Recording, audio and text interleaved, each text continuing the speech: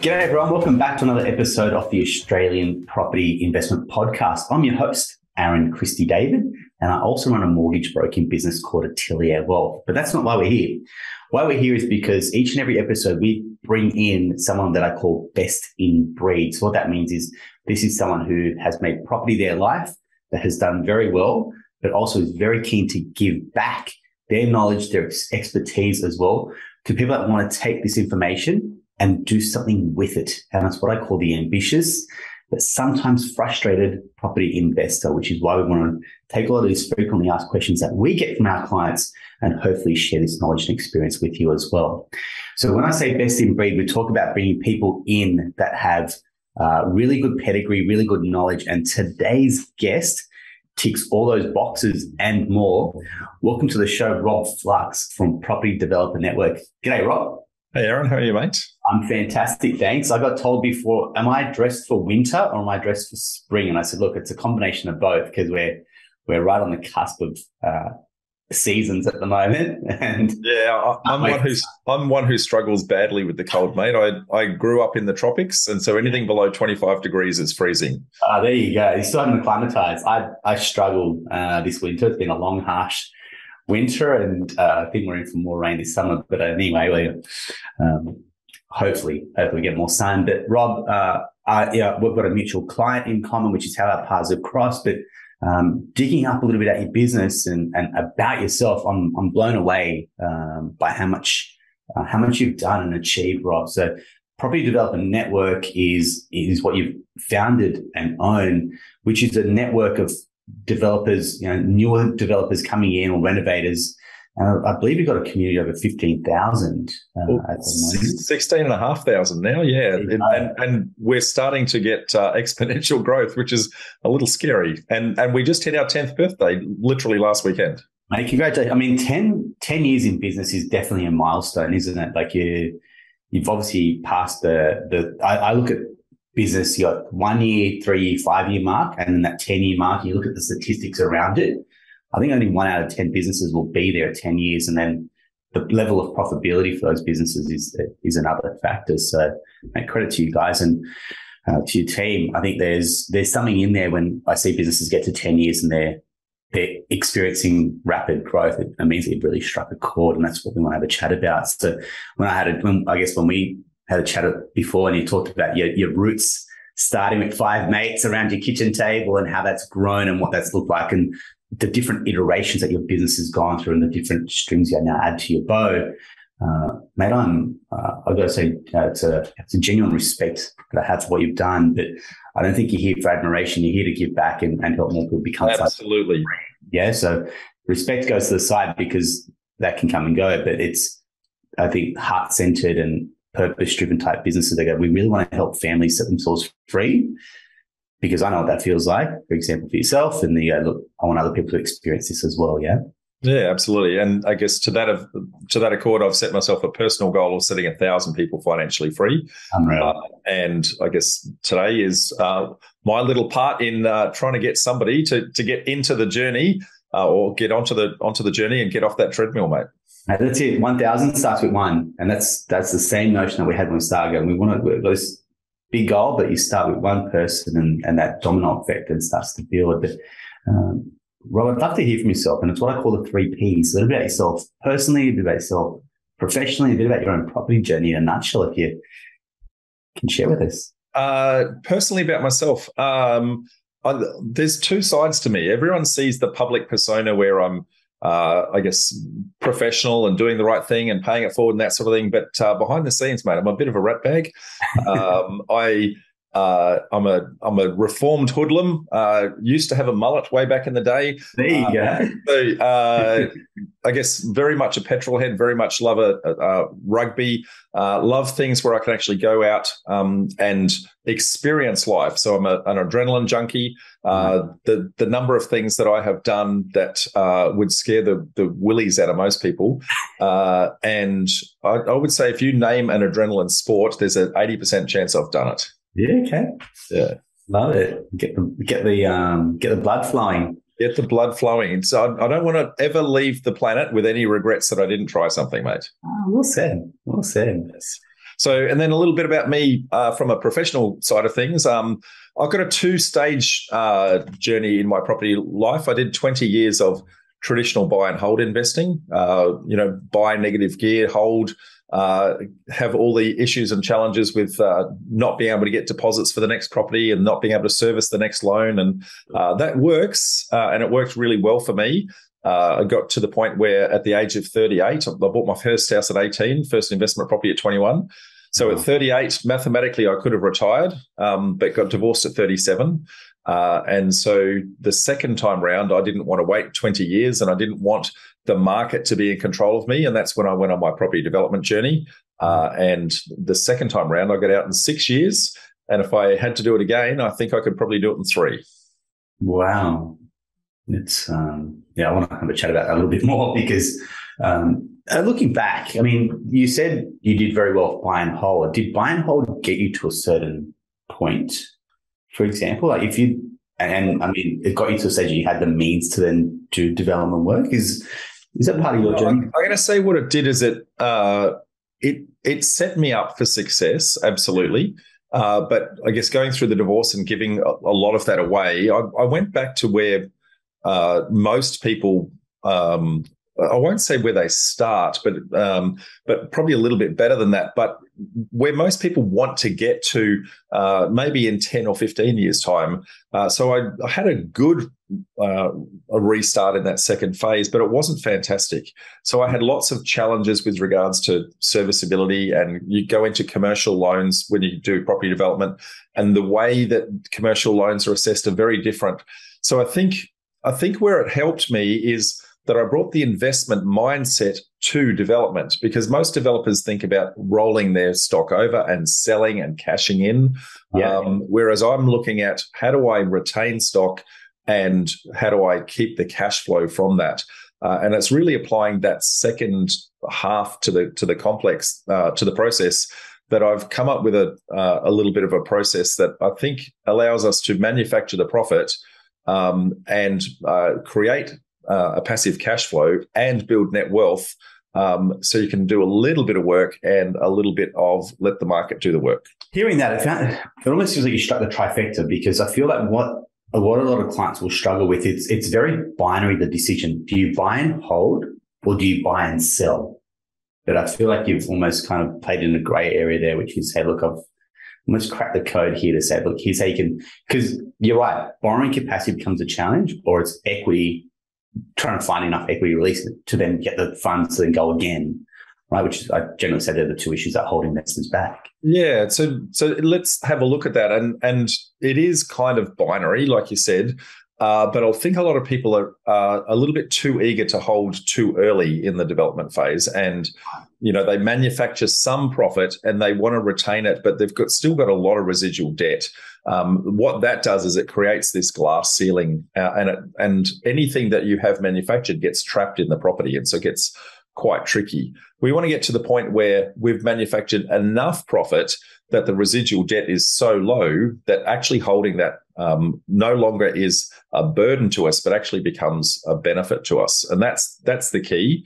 And it's actually not as hard as it sounds to actually get there. It's something that's daunting when you first look at it, but when you look at the mechanics that sit behind it, it's actually a relatively easy task to achieve. Okay.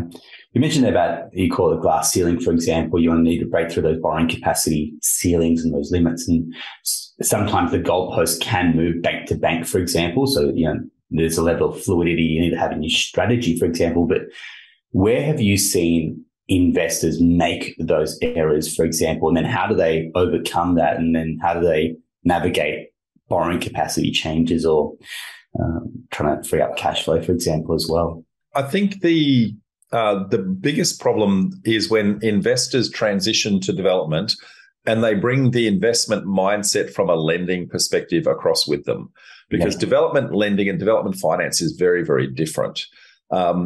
If you look at an investment point of view, the bank is looking at a 20 or 30-year hold type scenario. And so they're assessing you on, look, have you got enough equity for the 20% deposit? Or you could go lower if you want to take those sorts of punts.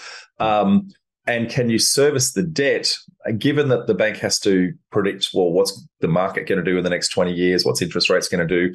So there's some pretty heavy criteria that they assess you against. Yeah. In the property development world, they're taking a much shorter view of things. They're looking at, well, what is happening for the duration of your project only, and is the project itself profitable? So they're less concerned about you, the individual, other than have you got the experience to execute the project? And they're more looking at the deal. Does the deal make sense? Now, if the deal makes sense, the borrowing capacity doesn't matter. They will lend you the money so long as they've got the equity in order to secure their position. And so the glass ceiling of borrowing capacity disappears. Okay. And the limit that stops you from scaling in the development world is, have you got the equity? So in investment terms, in the investment world, we call that the deposit. In commercial world, we call that equity. And so commercial terms, they tend to want 30 or even 40% equity in the deal. And so that becomes our glass ceiling. And so then it starts to become, how do I get creative? So my lack of resources should not stop me from being resourceful. It's not what do I need, but how do I achieve it? And so there's lots of ways where you can do very, very creative acquisition models that will either defer or sometimes even avoid many of the costs that go into the process, that then improve your cash flow and improve the profitability. And because it's a short-term duration, lots of people actually want to get involved and actually lend you money to actually help you through that journey. Righto. Yeah, thanks very much. I appreciate that. And I feel like we've jumped ahead a step, because one of the things that when we've spoken about is there's the strategy, and there's really, I guess, 4 key ways that an investor comes in, called capital growth, which you just spoke about, cash flow, manufacturing your equity and profit, and then investing for lifestyle. Now, do you feel there's been like an order and sequence for people to follow? Do you feel like, hey, look, when people come to you, they're thinking one thing, but they're actually meaning another? So what I mean by that is, people think that they want to go ahead and buy more investment properties, but they're saying, look, I want the cash flow to be the priority. But it's like, actually, to springboard and build your portfolio, you need the capital growth, because that's where the equity is going to come from. And then you're sifting between what they're actually saying, but what they actually mean is something else. Yeah, you're right with those 4 different models of why you buy a property. And I think the big challenge that a lot of people do is they don't really think about, what is the actual purpose that I'm trying to grow here. You want to go through a capital growth phase at some point in your journey. Then you want to convert that over into a cash flow phase, because you can't eat your assets, right? So what you need is cash on the table. You need to be able to put fuel in the car and food on the table and send the kids to school. All those sorts of things cost money. So you've got to there's a transition where you're actually going to do that. The third one that you touched on was manufactured profit. And manufactured profit allows us to manufacture that capital growth in a very aggressive timeline. And if we manufacture enough capital growth, it has the double whammy of saying, well, the property now becomes positive geared, and so we get the cash flow as well. And I think that's the primary difference. But when you're thinking about which approach you're taking, every strategy works. If you want capital growth, that works. If you want cash flow, that works. If you want manufactured profit, that works. But they don't work everywhere. Yeah. And I think what people are trying to do is they pick the area, then they try to force their strategy onto the area. Whereas it needs to go the other way around. You need to choose your strategy and then say, well, where does that actually start to work? Yeah. There's a whole bunch of where's the hotspot, Rob? And I get that question all the time, right? Where's the hotspot? If you had $1 every time someone asks you for a hotspot, you probably were retired. I'm assuming, right? So the beauty of this, Aaron, is there are millions of hotspots. Yeah. But let's take a look at that. So a hotspot for capital growth is going to be very different to a hotspot for cash flow, which is going to be different to a hotspot for building a duplex, which is going to be different to a hotspot for building a 6-pack of townhouses, which is going to be different to building a 20-lot land subdivision. Yeah. Right. So there's hundreds of hotspots. The thing is, what are you doing now? Where does that work? Yeah. Yeah.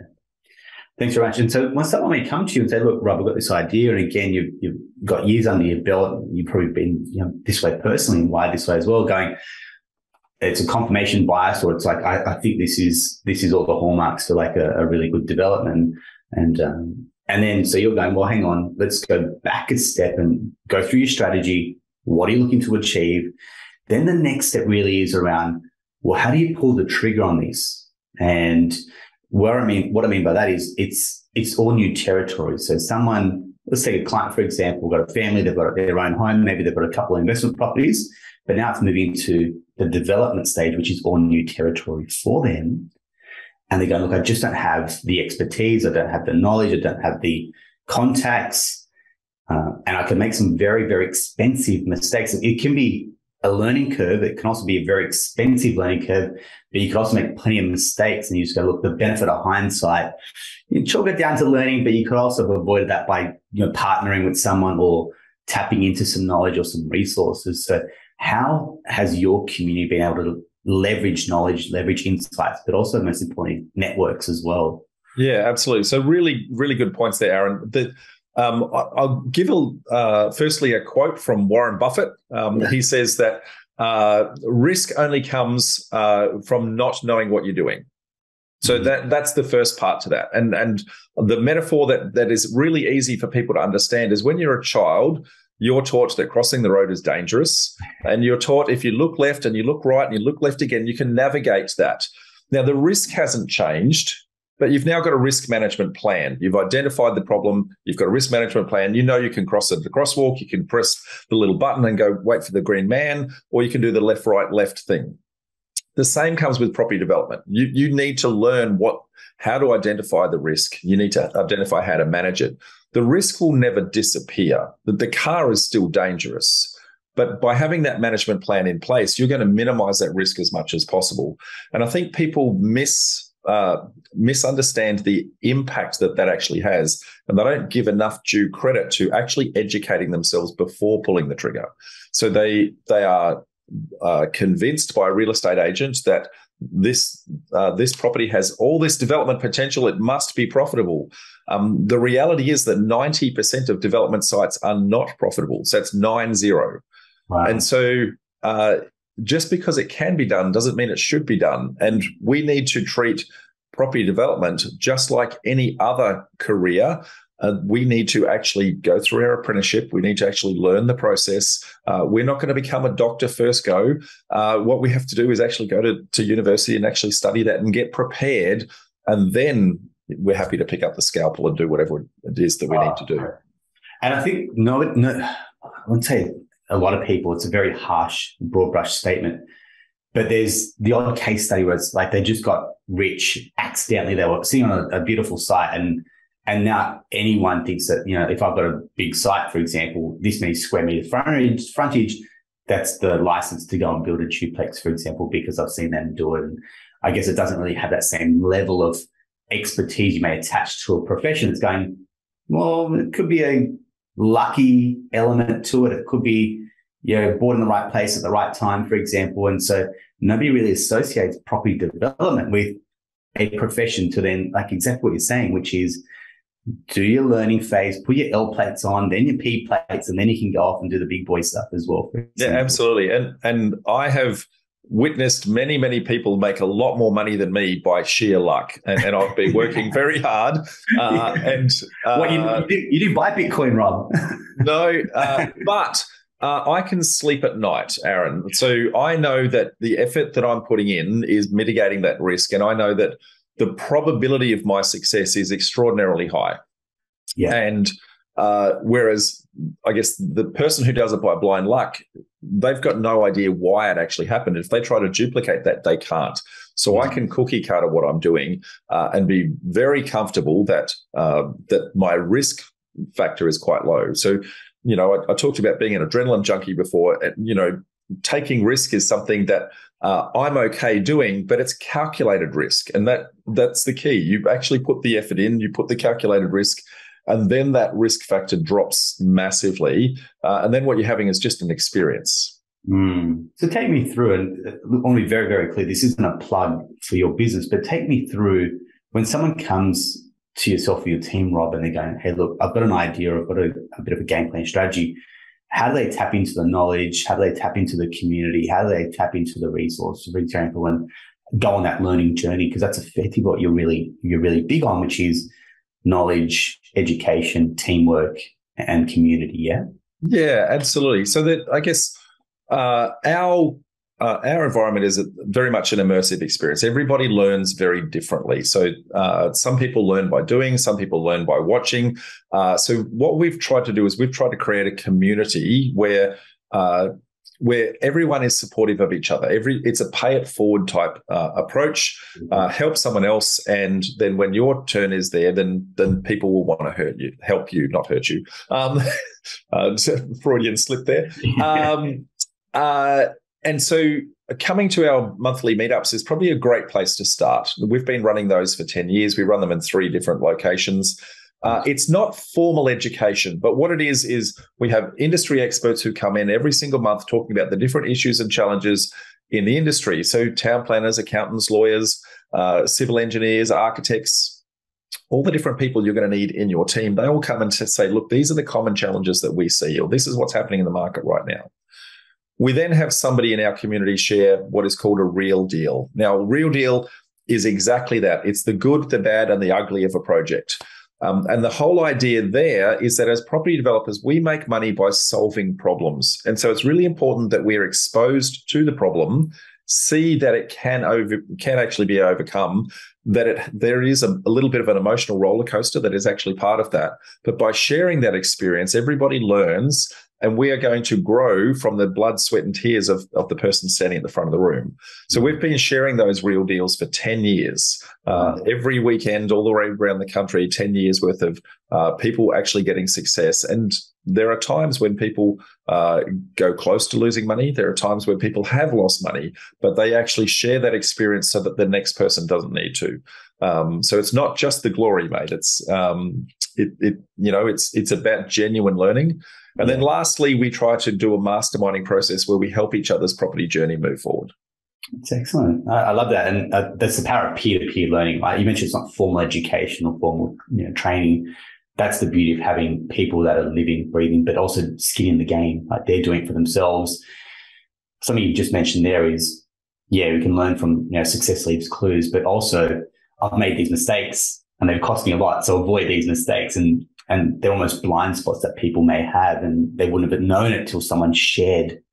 Absolutely. Where I could have lost money or sent me back.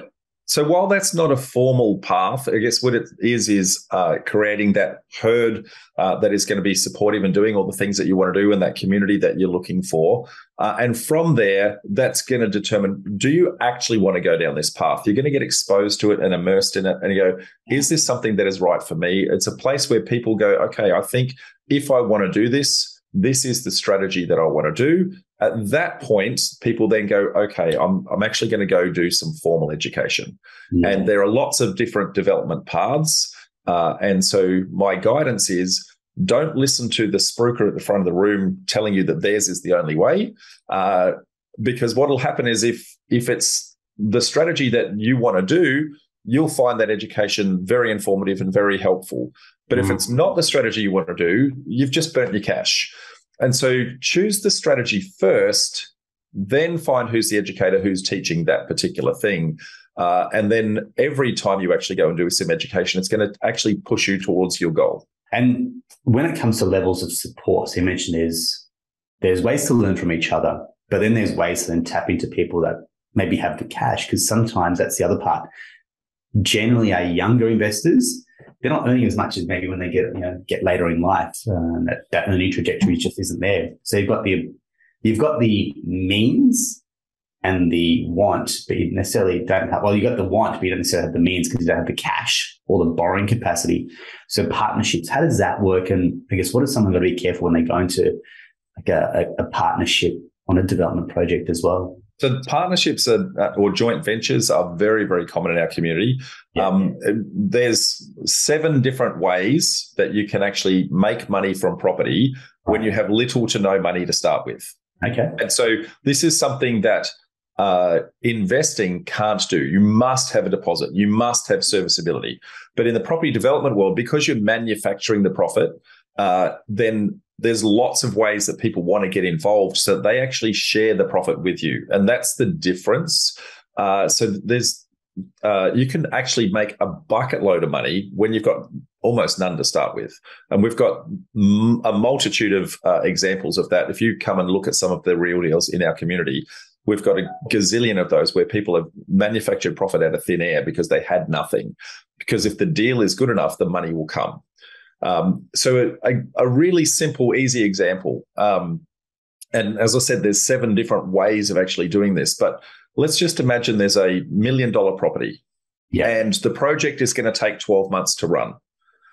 So I could give that person $1 million today, and I would have to pay stamp duty today. I'd have to pay land tax for the year. I'd have to pay interest rates for the year. I'd have to pay rates to the council. There's a whole bunch of holding costs where that cash flow is going to hurt. Yeah. Or I could calculate what those costs are and have a look at the vendor's needs at the point in time and say, well, what if I didn't give that to the Commonwealth Bank? And what if I didn't give that to the Office of State Revenue? What if I didn't give it to the City Council? What if I instead, if you can defer your gratification for payment of the purchase of the property, what if I paid you at the end from the sale of the finished product? I could give you all those savings back. Wow. So, the interest rate, give that. But so now it's depending upon the interest rate that you're doing. So in our commercial world, sometimes we're paying 8, 10, 15% interest rates sometimes. But if let's be conservative and just say 5% interest, okay? So it's $50,000 extra that we could give them at the end. Land tax is probably 15. That's another 15K. Rates is probably 15. So we're pretty quickly ratcheting to say, I could give that person 1.1 million, give or take, at the end of the 12 months if they waited. In the meantime, I didn't go get a bank loan. Yeah. I didn't go get a credit reference check. I didn't have to cash flow the serviceability. And what I've done is I've shared in the profits of the project with the vendor actually selling me the property in the first place. Wow. Right? Now, if your project only takes 12 months, you might be able to sell the finished product before you actually own the first product, and you can use the income from the finished product to actually pay for the purchase of the original. Now, that's one of 7 different creative ways that you can manufacture money out of thin air. Mm. That's one of we go to get you back on for the other 6, I think. and that's exactly what we want to explore, which is, I think that's an extractor type strategy, which is not, if you weren't exposed to it, if you didn't know about it, the normal process is buy the property, then you're saying incur all the costs, hold it, and then complete the project. Whereas if you can think differently, if you can be flexible with timeframes, for example, as well, and you're opening to it, and it's what I call a win-win, because often we're thinking, I want the property, but I want the best price, and that's a lose for the vendor. If we're thinking win-win, for example, that's a different outcome as well, right? Yeah, I think the biggest challenge is that we've been indoctrinated by society, and I'm going to pick on real estate agents here in particular, that it must be an unconditional type sale and it must settle in 30 days, and you must come up with your 10% deposit and all those sorts. So we go in with this preconceived idea that is the solution. Instead, what we want to do is actually understand the needs of the vendor selling the property. Why are they selling it in the first place? Okay. In many instances, this is their one and only nest egg. This is their one chance to cash in. And baby boomers had the dream of the big backyard. All these people, the baby boomers didn't necessarily have a superannuation fund. They don't have a lot of money for retirement. Because it's their principal place of residence, this is their one chance to cash in, capital gains tax free. And so if we can find a way to give them a little bit more, that helps them, like you said, make it win-win, but it also helps us. Now, if a real estate agent's involved, their need is very different to the vendor's need. The real estate agent's need is, well, I want to guarantee I'll get my my commission, and I want that in my pocket as soon as humanly possible so I can move on. And also, they're measured on that sale. So it's like that house price sale then sets either a standard or, how quickly that property's sold. Like their metrics and KPIs are very different. Absolutely. On market, don't want to lower, below a median house price, for example. So they don't want a bad sale on their record. And the vendor. So how do we make it not win-win, but how do we make it win-win-win? Absolutely. Because as soon as an agent is involved, you're actually negotiating with 3 people, not with 2. Spot on. Okay. So if you want to make it win-win-win, the first thing you need to do is actually make sure that the agent is looked after in the transaction. Yeah. Okay. Agent, their motivation is to have certainty on the sale, and their motivation is to get the cash as soon as humanly possible from their commission. So let's work on that. And you say, okay, well, hey, Mr. Agent or Mrs. Agent or whoever you are, if I could give you certainty on your commission and if I could get you that cash early, would you allow me the flexibility to negotiate a really creative solution where I can pay more for the property? Your commission will actually be higher, but I'll make sure you get that early. So when I pay for the deposit, there's no point a deposit sitting in a trust account for 12 months and being trapped. What if I released the deposit early through to the vendor? The vendor could then pay the agent's commission early. Now, I had to put the deposit in the trust account anyway. Now it's just me thinking a little bit creatively and say, well, let's let that out. Let's give the vendor a little bit of taste of the cash. Yeah. Give the agent a little bit of taste of the cash. The agent all of a sudden is getting paid on that 1.1 million commission, not the 1. That's helped their reputation, like you just touched on before. They got this massive sale price. They can actually refer to that. And so everybody's happy. But you need to get through the gatekeeper. The agent is the gatekeeper. If you can get through the gatekeeper, then you can actually get through to the vendor.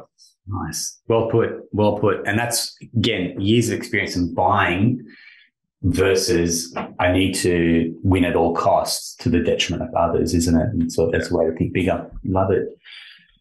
Rob, really appreciate it. So take me through. So who is an ideal person that could come into the community, maybe check out one of your meetups, for example, want to find out more information about yourself and your team? Take us through that.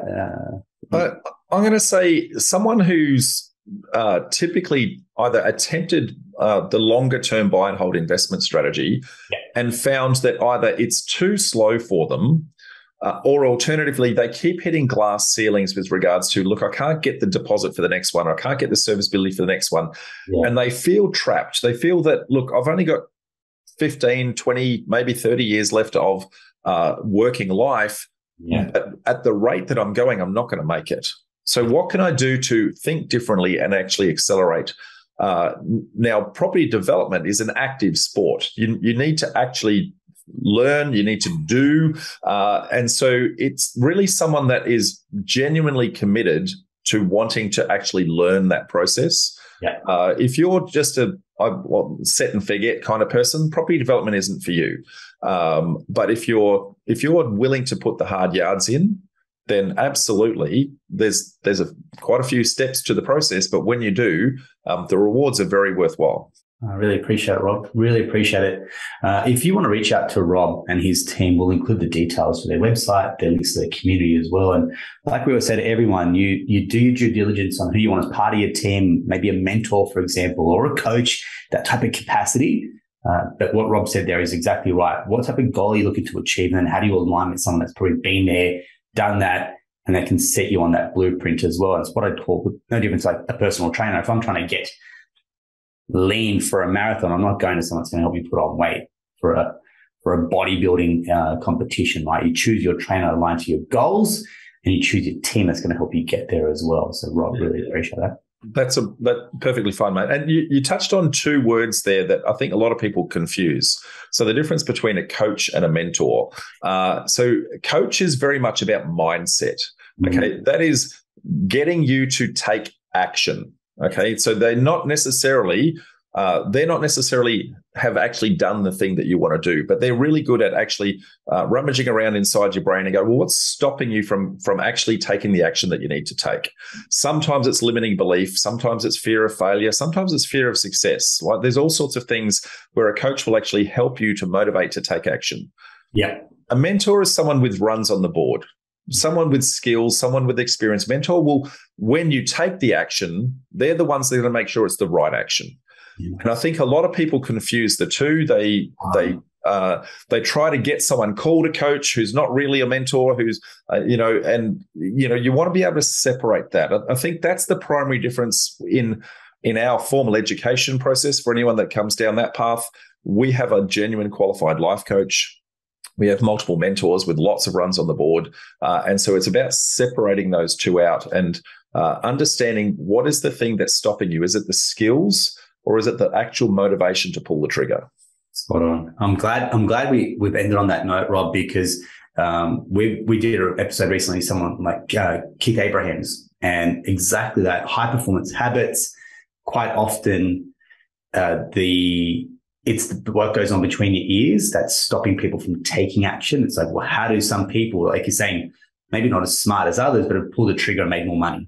And you're sitting there scratching your head going, how have they done it? I have the means, or maybe I've got the ability, but they've just been able to go ahead and pull the trigger. And that's sometimes taking action. You need someone that's just going to give you that nudge, give you that push, give you that kind of lift upwards to go, you can do this. And what's the worst that happens? If you want a life hack on how to do that, I can leave everyone with a little life hack. No. We all set these massive goals with where we want to be in the future. I want 6-pack abs, right? And it's so far away because, my beer gut's getting in the way. And because it's so far away, it becomes unbelievable. And because it becomes unbelievable, we'll start, but then we go, it's too hard and I give up. I'm going to flip it on its head. I'm going to say, do micro commitments. Yeah. I'm going to get up in the morning and I'm going to put my gym shoes on. Now, you put your gym shoes on and then you're sitting on the end of the bed going, what am I doing with these? So now you'll walk to the end of the street. Yeah. Okay. And then tomorrow you say, well, I'll walk to the end of the street. And you get to the end of the street and you go, well, that was easy. Now I'll keep walking, to the end around the block. And if you do micro commitments, it's a lot more believable, a lot more achievable. You can pat yourself on the back and reward yourself for actually achieving a lot more. You still want those bigger, heftier goals, but they're more milestones along the way, as opposed to destinations that you're actually aiming for. Well said. Yeah, well said. Thank you very much, Rob. Really appreciate that and your thoughts and knowledge, but also thanks for your time and putting yourself out there to join us as well. That's been a pleasure having a chat with Rob. Like I said, we'll include the details for his team, his business. If you do want to reach out, by all means, please do that. And I look forward to bringing you another episode of the Australian Property Investment Podcast very soon. Until next time, take care. I'm your host, Aaron Christie David. Please leave us a review, or if you've got some questions, drop us a line as well. Thanks very much. Thanks, Aaron. See you guys.